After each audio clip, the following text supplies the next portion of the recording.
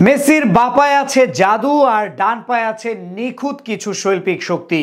দুইটা এক করেই প্রতিপক্ষকে রীতিমতো দুমড়ে মুচড়ে দিলেন তিনি। পেরুর বিপক্ষে একে একে চারজনকে বানালেন বোকা।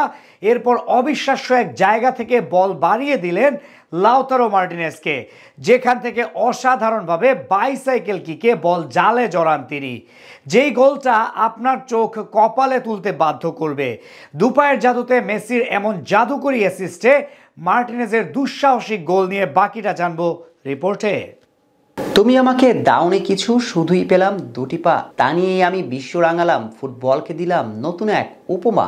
বিধাতার উদ্দেশ্যে একজন লিওনেল মেসি করুণা করে এমন ভাবে বলতেই পারেন, জীবনের শুরুতে হাজারটা বাধা বিপত্তি কিংবা অসম্পূর্ণতার মাঝেও তার সঙ্গী ছিল এই দুটি বুট পরার মতো শক্তি। সেটা দিয়ে আজ গোটা একটা প্রজন্মকে, হয়তো ভুল, সর্বকালের ফুটবল বিশ্বকে বুট করে রেখেছেন তিনি। কেননা তার এই মুহূর্তগুলো দেখে আজ থেকে 100 বছর পরেও হয়তো ফুটবল ভক্তরা আশ্চর্য হবেন আর নিজেকে নিয়ে নিজেরাই প্রশ্ন করবেন, এভাবেও কি ফুটবলে রাজত্ব করা সম্ভব। পেরুর বিপক্ষে পেরে উঠছিল না আর্জেন্টিনা। ভাগ্য কিংবা নিজেদের ভুল একে একে মলিন হচ্ছিল লিওনেল মেসিদের একের পর একটা আক্রমণ ও প্রচেষ্টা। কখনো গোলবার, কখনো প্রতিপক্ষের গোলকিপার, কোনোটাই পক্ষে যাচ্ছিল না তাদের। সেখান থেকে সময় যত গড়াচ্ছিল ততই যেন ম্যাচ হারার সংখ্যা বাড়ছিল বিশ্ব চ্যাম্পিয়নদের।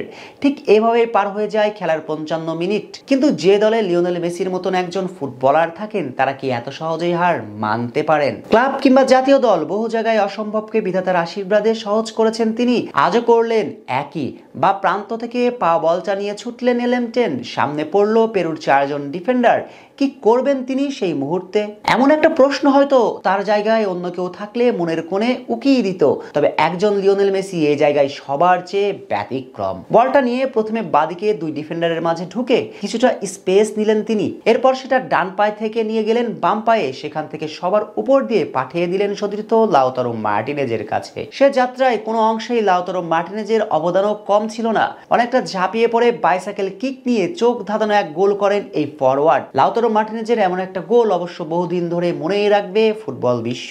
মেসিও তার এমন রসায়ন সত্যই প্রশংসা করারই মতো। মেসিকে আটকে রাখা কোনোভাবেই সহজ না, সেটাই হয়তো বুঝতে পারলো পেরু। এরপর অবশ্য দেখা যায় কয়েকবার তাকে আটকানোর জন্য বাজেভাবে ফাউল করতেও তবুও বারবার উঠে পড়েন লিও, আক্রমণ তৈরি করেন তিনি। মাঝে অবশ্য কয়েকটা সুযোগ তৈরি করলেও কাজে আসেনি তাদের। আর এই ম্যাচে লাউতারোর ওই এক গোলেই মূলত জয় পেয়েছে আর্জেন্টিনা। আর এমন জয়ে বিশ্বকাপ বাছাই পর্বে নিজেদের অবস্থান আরো শক্তপোক্ত হলো তাদের জন্য। 12 ম্যাচ শেষে সর্বোচ্চ 25 পয়েন্ট নিয়ে 2026 বিশ্বকাপ এখন অনেকটাই নিশ্চিত 3 বারের বিশ্ব চ্যাম্পিয়নদের। সেখান থেকে বলাই চলে এখন অনেকটাই নির্ভর ও চাপিন থাকতে পারবেন কোচ লিওনেল স্ক্যালোনি।